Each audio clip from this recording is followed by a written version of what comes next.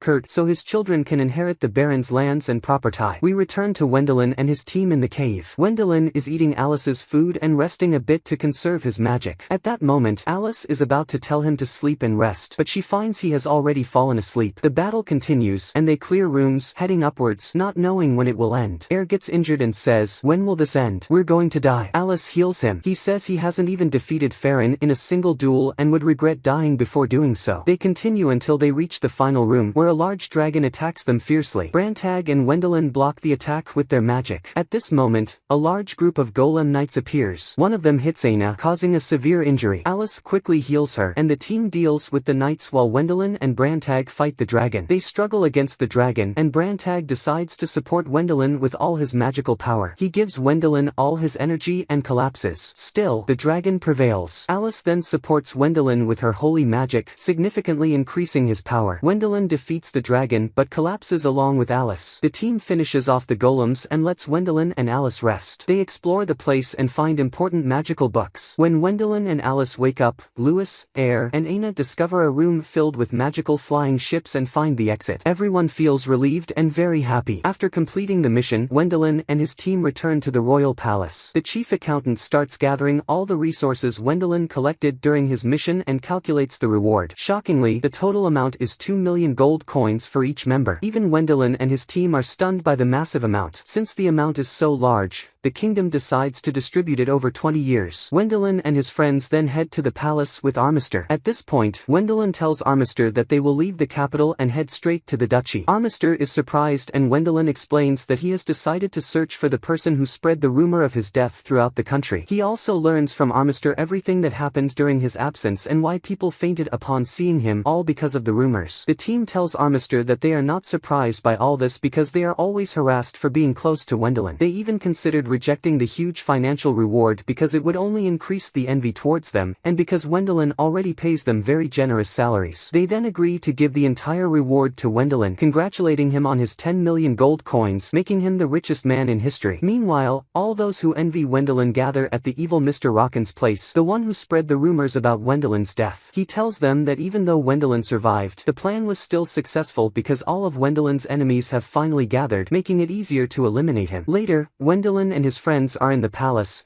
and someone is watching them from behind a window. At this moment, Wendelin continues talking to his friends, mentioning that he was thinking of appointing someone responsible for the palace in the capital during their absence. Aina suggests that he will need someone strong and wise enough to manage the palace like Wendelin, hinting towards Roderick, who still insists on serving Wendelin. Wendelin decides to throw a party for Roderick and asks him to join if he still wants to. Roderick cries with joy, happy that Wendelin trusts him and will make him responsible for the palace in the capital. They celebrate together and eat cake. At this moment, the team senses the presence of the person watching Wendelin from outside. They try to secure Wendelin quickly, but the person escapes fast, and Roderick promises Wendelin that he will find out who spread the rumors about his death. Wendelin responds that it would be very difficult since even the royal palace said it was hard to pinpoint the origin of the rumors, so it would surely be tough for Roderick alone. Roderick reassures him that he is up to the task and will find out who it is quickly, but for now, Wendelin needs to leave the capital as it has become dangerous for him. Wendelin mentions there is something important he needs to do first. At this moment, we learn that the person watching Wendelin is a young girl. Wendelin then goes to the research center and meets Lucas, the chief researcher, requesting to use his summoning tool. Wendelin uses it for his special summoning and then leaves the center with a large cart carried by tuna fish, which smells terrible. Wendelin tells the team they all need to shower after returning to the palace. The girl continues watching from afar, sensing that Wendelin is planning something strange. But before she catches up to them, Wendelin and the team teleport instantly to the palace. Meanwhile, Roderick is investigating who spread the rumors about Wendelin's death and discovers it was Mr. Rockins. Back at the palace, Wendelin throws a big party, inviting everyone, including the high-ranking officials and the Duke. Armister laughs, noting that everyone here loves Wendelin for many reasons. Wendelin and and Ellis then bring in a cart of food which turns out to be tuna with a special sauce. Everyone is surprised but ends up loving the taste. Roderick then tells Wendelin that the one who spread the rumors was the chief accountant's brother, Mr. Rockins. Wendelin is shocked and asks how Roderick knew all this since they didn't know each other. Roderick reveals that Mr. Rockins was only using him to get back at his brother due to existing problems between them. Wendelin asks how Roderick found out, and Roderick explains that he is actually the son of Mr. Rockins from a woman of a modest merchant family, which is why Mr. Rockins does not acknowledge him as a son. Roderick also informs Wendelin that a messenger was sent to Wendelin's brother, Kurt, stating that if Wendelin died, Kurt's children would inherit Wendelin's title and properties. Roderick reassures Wendelin that he has taken the necessary actions. In the evening, Mr. Rockins' assistant tells him there's a rumor spreading throughout the country that he conspired to kill Baron Wendelin while he was in the cave. Mr. Rockins is shocked and claims it's all lies. His wife enters and informs him that an envoy from the palace is summoning him to the king immediately, leaving him panicked. We then learn that it was Roderick who spread these counter-rumors. He tells Wendelin that the best way to fight rumors is with other rumors. Wendelin warns that this might get them into trouble, but Roderick assures him they can simply deny it. Wendelin is glad that Roderick figured out who spread the original rumors. Ellis then presents Roderick with some tuna. At this moment, the girl who has been watching Wendelin bursts into the party, running towards him. Air tries to stop her, but she knocks him down instantly. Suddenly, she stands in front of the tuna and starts eating all of it at once, surprising everyone. Marshal Edgar then arrives and introduces the girl as his daughter, Wendelin IA. He asks Wendelin IA what she thinks of Wendelin, and she replies that she's been watching him all this time, and he finally passed her test. Wendelin is happy and asks what exactly he passed, but she ignores him and asks Ellis for more tuna. Ellis takes her to get more. The Marshal apologizes to Wendelin, explaining that his daughter is always interested in food, and Brantag reveals that this is due to hero syndrome, which grants immense magical power, constantly enhancing the body's muscles and causing a high metabolism that requires a lot of food. The Marshal tells Wendelin this shouldn't be a problem since he is very rich now and suggests making Wendelin IA his personal guard. Wendelin asks why he would need such a powerful bodyguard when he plans to go to the duchy for simple, fun tasks. The Marshal tells him that the Duke didn't inform him that he is going to exterminate the wild monsters in the area. The Duke arrives and explains the situation to Wendelin, saying he has an important request. Meanwhile, Amelie tells Kurt the news of Wendelin's death, and Kurt is pleased as his children will inherit Wendelin's properties. But Amelie is shocked when she looks out the window and sees Wendelin alive in front of her. After that, Wendelin and his team, along with Brantag, sit down with his father and brothers to discuss the mission assigned to them and negotiate their share of the bounty. Kurt's demeanor remains very harsh because he still resents his brother Wendelin, which irritates everyone due to his attitude and greed, but he eventually relents and grants Wendelin's team a reprieve. Later on, Wendelin visits his brother Himlet and asks him if he always harbored such resentment towards him. Himlet replies that it started when Wendelin left, causing Himlet to become paranoid and fearful that the Dragon Slayer would usurp his position. Wendelin reassures him that he would never do such a thing. Himlet's wife then tells Wendelin that he's wonderful and wishes him luck in purifying the forest from zombies, revealing that her grandfather was among them. Wendelin tells her that he knows, as he was a great companion, and he will surely return his gear. She expresses her wish that Wendelin had been the rightful heir instead of the madman Kurt. Himlet adds that what she says is true and that everyone actually wants that. Wendelin and the team then head to the forest and begin killing zombies with the large shared magic circle between him and Ellis. Eventually, a large army of monsters and a huge dragon attack, but Wendelin defeats the dragon. At the same time, the team attacks the monsters and defeats them all, retrieving all the equipment sold by the adventurers. Later, Grandfather Marlin appears, recognized by the team from his shield. Strangely, he has transformed into a lich and can speak. He asks about his granddaughter and,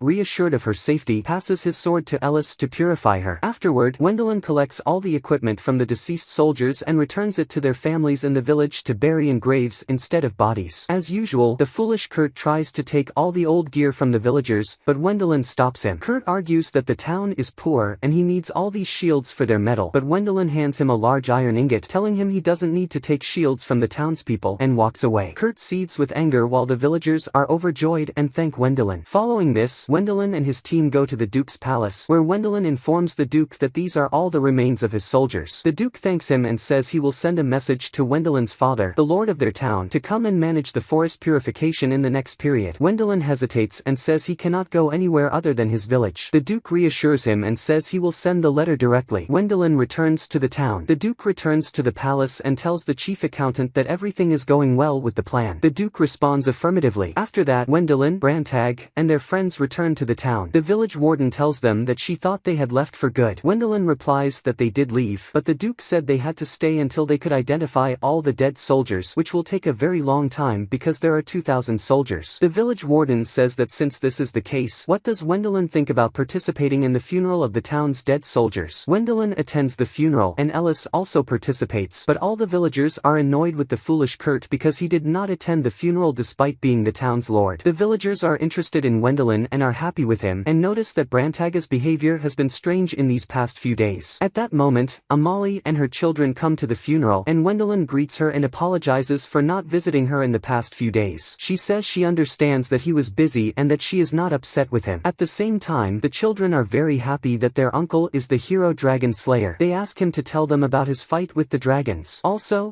Lewis, and Ina are performing a play about Wendelin's fight with the first great dragon. The party continues, and Wendelin is with Amalie, telling her that the children have indeed grown up. She replies that she has also grown up, and that her children are all she thinks about now. The children come to their uncle Wendelin and tell their mother that they want sweets. Wendelin says he will bring them right now and brings them water sweets, and they are very happy with them. Wendelin says goodbye to them afterwards. At that moment, the village warden comes and tells Wendelin that he can ask him for a request. He says that he will be the lord of the town instead of Lord Kurt because the town is under the administration of Kurt and it will not have a future. Wendelin says that he will not say that again in front of anyone, especially in front of his brother and father. The warden replies that he has cleared his conscience and that he is not interested in what happens after that, and that this is the desire of everyone, including the royal palace, and that this will not hinder him as an adventurer because he has a strong follower who can manage all this in his absence. Wendelin is surprised that the warden knows all these details. At that moment, Brantag comes and tells the warden that he is very smart and that he did not think that a person from the suburbs could know all this. Wendelin asks Brantag what exactly is happening. Brantag replies that the royal palace wants him to be the new lord. Afterwards, Wendelin sits with Brantag and begins telling him about the plan that unfolded, how the royal palace had long sought to develop this vast land for exploitation. However, due to the incompetence of past rulers of this land, it remained neglected. Unfortunately, Kurt is a common and worthless figure. Therefore, the palace devised a scheme where Wendelin would provoke Kurt. Meanwhile, they would depose his father and appoint Wendelin as ruler thereafter. Brantag realizes that this plan has been in motion for a very long time, and even the substantial funds he carries are earmarked for future land development. At that moment, Wendelin is having breakfast with friends in the morning, visibly tense from these unfolding events and the palace's scheme. Soon after, guests arrive who are revealed to be Kurt's nephews. Wendelin engages them in magical games, and they become very joyful. Everyone notices Wendelin's anxiety about agreeing to the palace's request regarding Kurt's nephews, as they would be deprived of their noble future. Meanwhile, villagers visit Sir Major, Wendelin's father, and Wendelin, along with Hamlet and Brantag, intercept them. They express their desire for Wendelin to be the heir instead of Kurt and plead for him to become the ruler. Wendelin informs them that he is still considering and hasn't made a decision yet. Brantag observes that the village secretary is inciting the people and urging them to voice these demands. Brantag cautions Wendelin not to act rashly again, and the secretary agrees before departing. Later, Amalie is near Kurt's room and finds his followers with him, urging him to quickly rid themselves of Wendelin or face significant problems. Kurt becomes furious and mad with rage, threatening to punish anyone who disobeys orders. Afterwards, Wendelin sits with his friends and ponders his brother's fate if he were to become the ruler. He fears they would turn against him because they wouldn't want a different leader. Wendelin is anxious about his brother and his family. He visits his brother and tries to persuade him to find a solution so he can remain as he is and not be ousted. Unfortunately, his foolish brother becomes enraged in the end and shouts at Wendelin, dismissing him. Wendelin leaves the room and encounters Amalie and the children. Amalie and the children go to the garden. Wendelin tells Amalie that he tried everything to ensure no one would be harmed, but unfortunately, no one would approve of this solution. Finally, Amalie tells him that all she cared about was her children and their future, nothing more, and she had to leave them in front of her so they would get angry at her. She knows that calling this deception is possible, but she doesn't care except that she must ensure the future of her children. Later, Wendelin returns to his palace and starts making sweets with his friends. He tells them that he will accept becoming the ruler. He acknowledges that this decision won't please many people and, worse yet, it might harm them further. Unfortunately, he is determined that no one will be hurt or left to die. In the end, to achieve this, everyone must help him. At that moment, his friends are deeply engaged in Wendelin's words, ensuring they preserve the ingredients ingredients they are working on. Wendelin laughs at them. However, at that moment, Ellis and the other friends assure him that they will definitely help him and will stand by him. The next day, Wendelin starts setting up shops in the market. He begins selling everything possible, thus drawing the townspeople away from Kurt's followers' shops and exposing Kurt. Kurt becomes very angry and orders one of his followers to kill Wendelin and get rid of him. Enraged, Kurt shouts that facing a wizard means they will be killed quickly. Wendelin intercepts Kurt's followers on the road, surrounding them with his friends before they can escape. The next morning, one of Kurt's followers tells him that all the followers betrayed him. Kurt asks him angrily if Wendelin threatened them with his magic. The follower denies this, and we know that Wendelin has provided them with amazing opportunities, such as developing their craft in the capital and the duchy, which will allow them to find work elsewhere. This has driven all of Kurt's followers away from him and left him isolated. Wendelin finds a suitable house for Kurt and Amali's children, doing all this to keep them away from problems, disturbances, and shame because of their father. Although it won't be as comfortable as living in their homeland, it's still better than living in that disgrace. Wendelin takes Roderick to the church where Kurt will live after the problems occur to at least live there. At the same time, when Wendelin is walking with Roderick, the servant of Mr. Rokins takes a strange energy flute from him and rushes to him quickly. Kurt takes the flute from the servant and asks how much money he wants in exchange for it. The servant replies that it's compensation from Mr. Rokins for the false rumors spread about him. He explains that all that's required is cooperation in future projects for the region. Later, Branagh notices that Kurt is getting closer to them, and he informs Wendelin that the plan seems to be progressing, but the hired assassin has disappeared. Branagh suggests that since Kurt is alone now, it's his chance to kill Wendelin. Wendelin confronts Kurt and asks him what he's doing there. Kurt arrogantly replies that he knows Wendelin and his followers are there with him now, telling them to leave quickly. He then pulls out the flute and tells Branagh that he's surely a powerful wizard to recognize it. Branagh acknowledges its identity as the legendary dragon flute, explaining to Wendelin that with it, Kurt can summon a large number of dragons, overpowering even Wendelin's magical strength. Wendelin warns Kurt that his actions endanger everyone, including his family. Kurt dismisses Wendelin's concerns, claiming that once everyone is dead, he'll inherit Wendelin's possessions, develop the lands, become a better hero than him, remarry, and start a new family. Wendelin becomes angry and threatens Kurt, who counters by saying if he moves, he'll use the flute. Wendelin hesitates and becomes fearful. Kurt laughs, expressing satisfaction at seeing Wendelin helpless. He mocks Wendelin, claiming that everyone who dies today will do so because of him, nothing more. At this moment, Branagh uses his magic and strikes the flute swiftly, but nothing happens. Kurt laughs again, asserting his ownership of the flute at least. He blows into it, causing everyone to notice something strange. Branagh informs them that it's not the dragon flute but the flute of malice, gathering all the malicious energy to transform its user into a hateful, monstrous zombie. Kurt begins transforming, filled with rage and hatred. Wendelin is shocked by his brother's transformation. Branagh urgently tells Wendelin that he must purify his brother quickly because he's essentially dead now. Kurt attacks Wendelin, but Ellis intervenes to defend him. Eventually, Wendelin manages to purify his brother to prevent further harm to his friends. The malice dissipates, and Wendelin directs it toward Mr. Rokins' mansion, where Kurt intended to take revenge if his assassination plan failed. Kurt is killed there during his own party. Roderick learns all the details of the event and informs Wendelin, expressing concern for Amali and her children's safety in the capital. Wendelin decides they should live secretly with his second son, Hamlet, for the time being, despite being very upset. He regrets that people call him a dragon slayer hero when he can't really save anyone. Branagh explains that the problem originated from the sudden appearance of the flute of malice, causing a significant issue. Armister adds that even after extensive research, they still don't know the flute's origin, posing a major problem. Wendelin doesn't understand the nobles' foolish problems and why they don't take responsibility. Branagh questions Wendelin's statement, reminding him that he, too, is noble. Later, Wendelin visits the royal palace and meets with the king. The king rewards him with all the lands for the town and appoints him as the new ruler. The king asks if there's anything else he desires. Wendelin requests 2 titles from the available ones, causing outrage among the nobles and causing problems in the ruling palace because no baron takes all this land. After a big argument, Armister enters with a simple trick, and finally, the king agrees to Wendelin's request and gives him the 2 titles. He promotes him to Earl immediately above the Viscount title. Everyone rejoices, thanking Wendelin, and the king takes out the sword, dividing the royal section. Meanwhile, the king is with Armister and understands the trick that happened and tells him that everyone in the room has represented their role very well, except for you, Armister. The scene shifts to Wendelin's palace where Kurt's children are training together with swords. Wendelin informs Amali that he will pass on the 2 titles he received to their children once they grow up, though if they don't need them, they can choose not to accept them, whatever makes them comfortable. Amali is overjoyed and thanks Wendelin warmly. After this, Wendelin begins using his magic to help the workers develop the lands. He assists them tirelessly, but the magical work exhausts him him to the point where he feels more like a lord than a laborer. He plans to establish sauce factories for Ariel Wendelin afterward. Soon after, the entire team and village residents gather and work together to advance the town.